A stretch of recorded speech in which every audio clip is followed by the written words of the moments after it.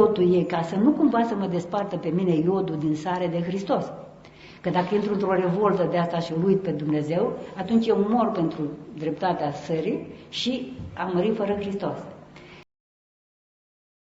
Da, vremurile noastre sunt cumplite, dar Dumnezeu e cu noi până la sfârșit. A trăi ortodox înseamnă să crezi că Dumnezeu e cu tine.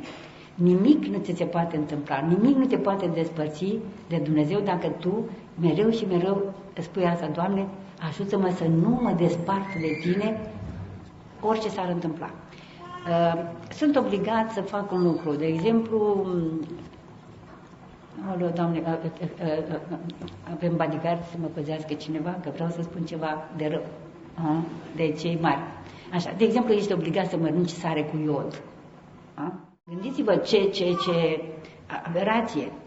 Dar ce fac? N-am ce să fac. Bine, pot să nu mănânc sare, e greu fără sare. Ce fac? Îmi pun o travă în mâncare. Ce facem? Dacă putem face ca cetățenii acestei lumii, ca creștini, de dragul creștinilor, de dragul copiilor noștri, de dragul aproapelui, putem face ceva, putem să atragem atenția, putem să spunem nu, putem să semnăm o petiție. Sigur, trebuie să ne rugăm, dar sunt situații, au fost în totalitarism, au fost situații în care nu se putea face nimic.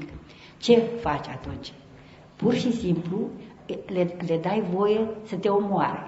Dacă ei te omoară, înseamnă că Dumnezeu îngăduie asta. Nimic nu se întâmplă fără îngăduința lui Dumnezeu. Totul e ca să nu cumva să mă despartă pe mine iodul din sare de Hristos.